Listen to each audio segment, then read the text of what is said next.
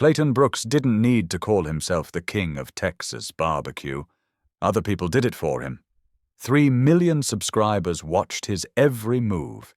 A best-selling cookbook sat on kitchen counters across America. His smokehouse outside Dallas had a line that formed before sunrise, not for breakfast, but for validation. People didn't just eat Clayton's food. They came to be told they were tasting the best.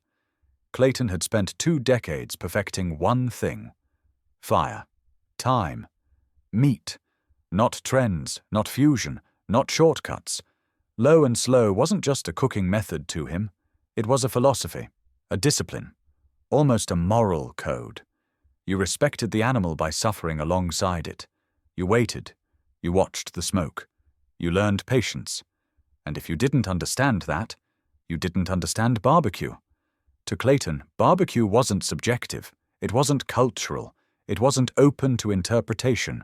It was solved. Texas had figured it out. The balance of heat and smoke. The science of rendering fat. The bark. The ring. The pull. Everyone else, in his mind, was still playing catch-up. That belief had carried him through competitions, critics, and controversies. It had never failed him. Until one quiet comment slipped through his live stream chat. It didn't scream. It didn't insult.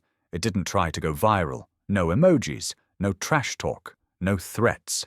Just a sentence that refused to disappear as the chat flew past. If you really understand pork, come to the Philippines. Eat real lechon, then talk. Clayton paused mid-sentence, scrolled back, read it again. Then he laughed, not nervously, not defensively, comfortably. He leaned closer to the camera, elbows resting on the counter that had seen thousands of briskets pass through. "Lechon?" he said, smiling. "That's just a pig on a stick." The chat exploded instantly. "Texas BBQ clears. That's not even a contest. Easy win. Cooked him?" Clayton nodded along, feeding off the energy. "I've been doing this for 20 years, he said. "That's not barbecue. That's peasant food." He said it casually, like stating a fact everyone already knew. The clip didn't just spread, it detonated. Within hours, it was everywhere. Texas barbecue fans rallied behind him, proud and loud. Food pages reposted the clip with laughing captions.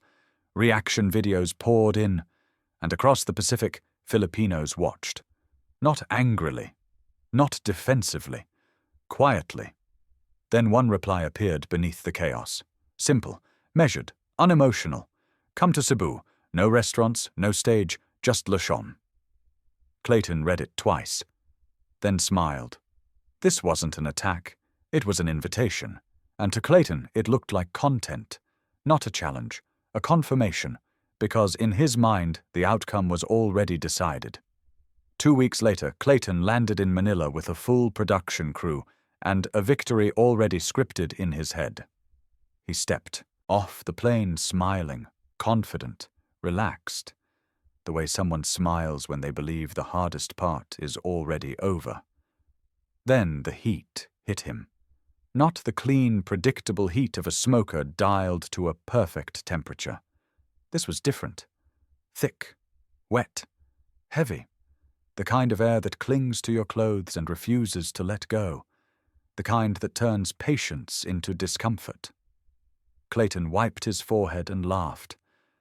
"Man, it's hot," he said to the camera, but his smile tightened. Outside the airport, Manila moved at full volume. Jeepneys weaving through traffic, horns overlapping, voices calling from every direction. The city didn't move in straight lines. It flowed. Nothing about it felt optimized. Nothing felt controlled. This didn't feel like a place that cared about precision. Good. That made this easier. In Clayton's mind, great barbecue required discipline, order, mastery over chaos, and chaos was everywhere here. They flew south to Cebu the next morning. The plane descended over green hills and blue water, beautiful in a way Clayton barely noticed. He was focused on the shoot, the narrative. The moment he'd explain, calmly and confidently, why Texas barbecue remained untouched. The van slowed on a narrow road outside the city. No signage, no parking lot, no line of influencers, just a roadside clearing, a few plastic chairs, and a thin column of smoke rising into the afternoon sky. Clayton leaned forward in his seat.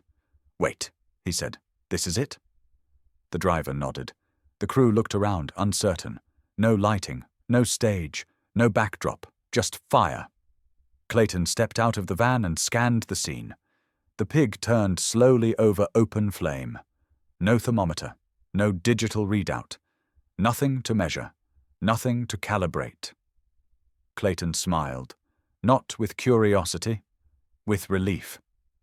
"This is perfect," he said, because in that moment everything he saw confirmed what he already believed. And beliefs like that are hardest to break, right before they collapse. The pig rotated slowly over open fire, not hurried, not rushed. Each turn measured by instinct, not machines. No thermometer clipped to the grate. No clipboard leaning against a prep table. No timer counting down in seconds. Just heat. Just distance. Just knowing. Beside the fire stood an old man. His name was Ernesto. Late 60s, maybe older. Age had softened his posture but sharpened his precision. His hands told the story first. Scarred, darkened, shaped by decades of heat, grease, and repetition. Hands that had turned hundreds, maybe thousands, of pigs through fire. His eyes were calm, not focused, not intense. Calm in a way Clayton didn't recognize. The kind of calm that comes from not needing to prove anything. There was no sign above him, no menu board, no logo burned into wood, no explanation waiting to be given. This wasn't a place that sold food. It was a place that practiced something. Clayton leaned toward his cameraman and lowered his voice. "He doesn't even have gloves." It wasn't concern, it was disbelief. In Clayton's world, gloves meant professionalism. Gloves meant safety. Gloves meant standards. Ernesto didn't look up. He reached for the knife. Not polished, not ceremonial, just sharp. He slid it beneath the skin and lifted. The sound came instantly. A crack, not a soft crunch, not a brittle snap. Sharp, clean, loud. It cut through the air like breaking glass. The crew went quiet. That sound carried authority. Clayton felt it before he understood why. The skin separated effortlessly, not tearing, not sticking, lifting cleanly from the meat beneath it. Steam escaped in a slow breath. The fat underneath shimmered, fully rendered, holding its shape without collapsing. This wasn't luck. This was control. Ernesto didn't rush. He didn't pose. He didn't check the camera. He carved with patience, each movement practiced enough to look casual. The meat was placed on a banana leaf. No plate, no garnish, no drizzle, just pork. Skin resting gently on top. Meat beneath, glistening. Nothing to hide behind. Clayton stared at it for a moment longer than he planned to. He adjusted himself, then looked into the lens. "All right," he said, forcing a familiar confidence back into his voice. "Let's see what the hype is about." He lifted the fork, still certain, still comfortable, still unaware that everything he believed was about to be challenged, not loudly, not violently, but quietly, and forever. The first bite landed. Clayton expected resistance, dryness, grease, weight, the kind of pork that fills your mouth but leaves nothing behind. Instead, the skin shattered. Not cracked, not crunched. Shattered. It gave way instantly, cleanly, like thin glass breaking under pressure, crisp without being brittle, loud without being harsh. Beneath it, the fat didn't spill. It melted, silky, controlled. It coated the tongue just long, enough to leave richness, then disappeared. No heaviness, no oil pooling. Then the meat, soft but not falling apart, smoky but not aggressive, The smoke wasn't announcing itself, it was integrated. Clayton stopped chewing. Not on purpose, his jaw simply paused. The confidence he'd practiced for years didn't arrive on time. No commentary followed. No verdict. The camera stayed on his face. 1 second, 2, 3. The background noise faded. His brow tightened slightly. Not confusion, but recalibration. This wasn't lining up with anything he knew. He swallowed. Slowly. Then, without looking at the camera, he took another bite. Smaller, more careful. This time he noticed what his confidence had nearly missed. The balance, the restraint, the absence of excess. Then the sauce touched his tongue. Liver-based, earthy, sharp. It cut through the richness without attacking it. Vinegar followed, bright, precise, lifting everything instead of overpowering it. Salt came last, unlocking flavors that had been hiding. Nothing here was accidental. Nothing was trying to impress him. Clayton blinked. Once, then again. For the first time in 20 years, his mind wasn't explaining food. It wasn't breaking things down. It wasn't comparing. It wasn't teaching. It was listening. Across the table, Ernesto watched, silently. No smile of victory, no raised eyebrow, no satisfaction, just patience, the kind that comes from knowing the work speaks for itself. More cuts arrived, different sections of the pig, different textures, different intentions, crispier here, softer there, sweetness in one bite, pure savor in another. Each piece revealed a different decision made hours earlier, each one deliberate. Clayton moved slower now. The arrogance was gone, replaced by attention, by curiosity, by something dangerously close to respect. Finally, he set the fork down. Not dramatically, not defeated, just done. He exhaled, looked up. "This," he said, searching for language that wouldn't betray what he felt. "This isn't what I thought." No one spoke. No one needed to. The silence finished the sentence for him. And in that silence, something shifted. Not in the food, not in the fire, but in the man who had arrived certain he already knew the answer. That night, Clayton didn't post. No story, no clip, no caption teasing what was coming next. His phone buzzed constantly, messages from his team, comments piling up, notifications stacking on top of each other. He ignored them. The next morning came. Still nothing. By the second day, confusion crept in. Fans refreshed his page, waiting for the punchline, waiting for the roast, waiting for the moment he'd explain, confidently, patiently, why Texas barbecue still stood alone.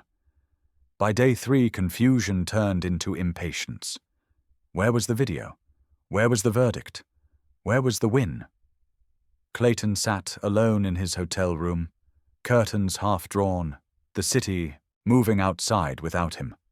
The footage played silently on his laptop. He watched himself walk into the Lechon stand with confidence, watched his own smirk before the first bite, watched his face change, slowly, unmistakably.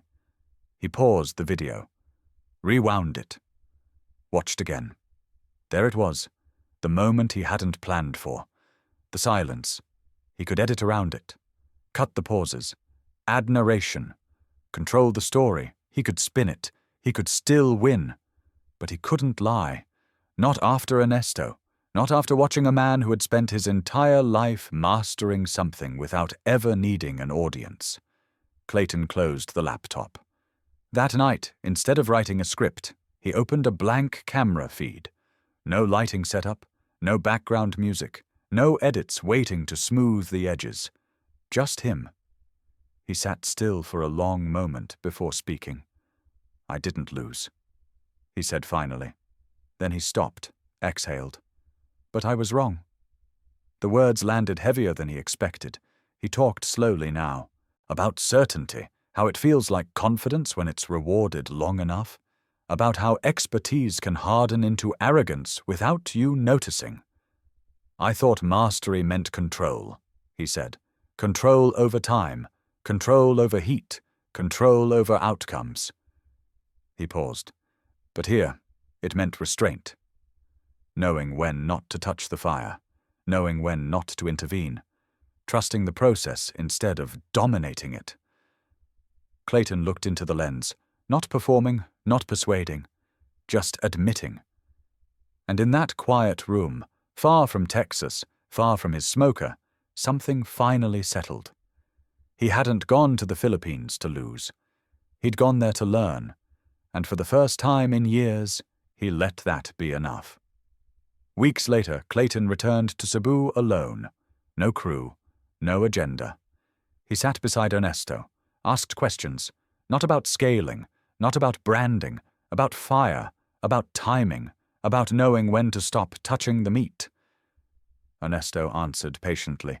He had waited decades for someone to listen.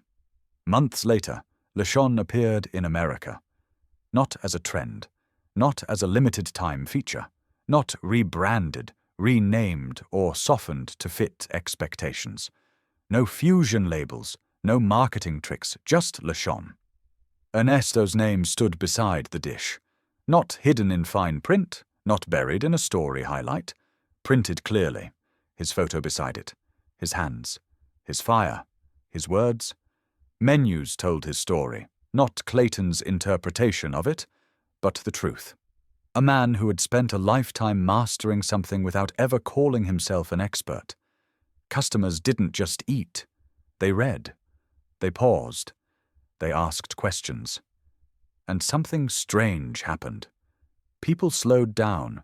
They didn't rush the plate. They didn't photograph it immediately. They listened. Clayton watched from the sidelines, not hosting, not explaining, not correcting. For the first time, he didn't need to be the authority in the room. He never called himself a legend again. Not on camera, not in interviews, not even jokingly. He introduced himself differently now, as someone still learning, as someone who had been wrong and survived it, as a student. And oddly enough, that's when his audience grew the most. Not because he was louder, not because he was winning, but because he was honest. People didn't tune in to hear him explain food anymore. They tuned in to watch him listen. Because certainty feels impressive for a while, but humility feels rare, and rare things hold attention. Clayton still cooked, still smoked brisket, still respected Texas barbecue, but now, when he spoke about mastery, his voice changed. Softer, slower, more careful, because he had learned something Ernesto had known all along. That excellence doesn't announce itself. It doesn't defend itself, and it doesn't need permission. Sometimes the most powerful transformation doesn't happen in fire, not in heat, not in smoke, but in silence. The kind of silence where a person realizes they were never meant to conquer the world, only to understand it, and that understanding changes everything.